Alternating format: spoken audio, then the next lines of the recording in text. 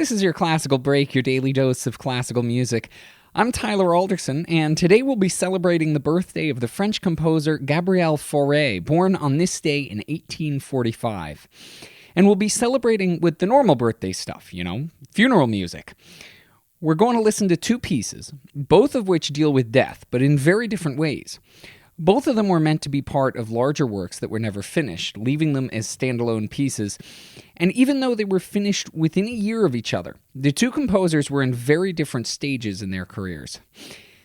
We'll hear from the birthday boy, Fauré, a little later on, but first up is a fun little piece, Charles Gounod's Funeral March for a Marionette.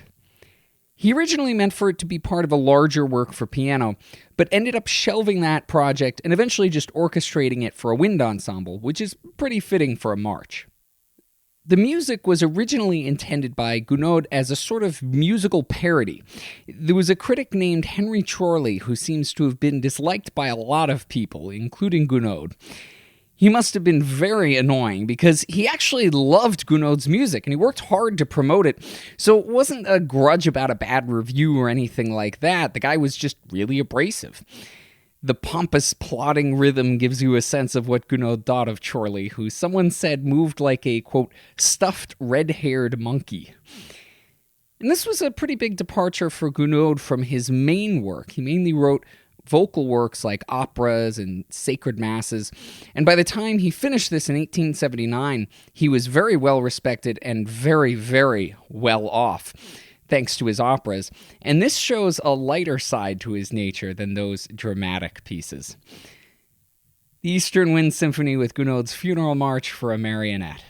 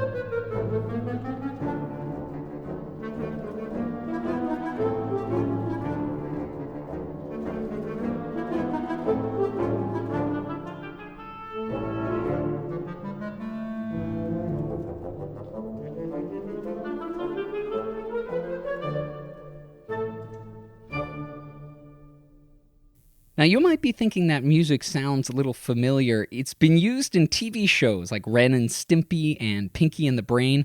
It was also the theme music for Alfred Hitchcock Presents for a long time. It's one of Gounod's most popular instrumental pieces. It's a lot of fun as well.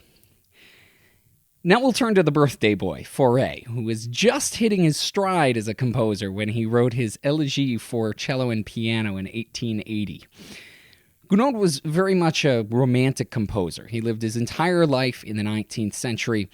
Fauré was a more transitional guy. His music helped pave the way for the changes that modern music would bring in the 20th century. The Romantic era is often thought of as being big.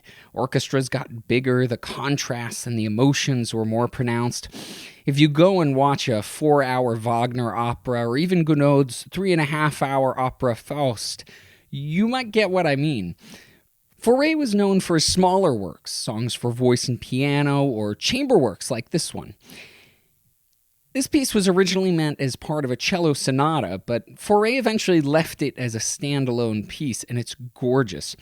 Even though the title Elegy was added after the fact, it feels right. It's something that you'd play at a memorial service, or maybe you'd hear it over a funeral scene in a movie.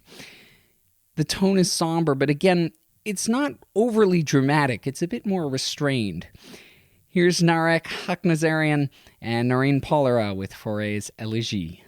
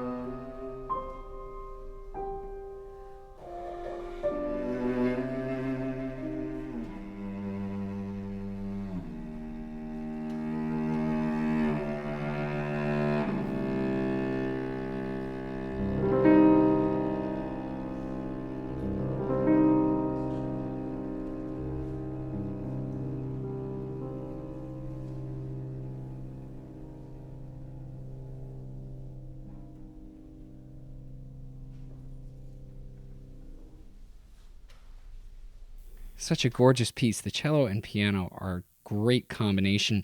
And you can also maybe get a sense for how Fauré wrote for voice and piano. His songs are among the best of his era.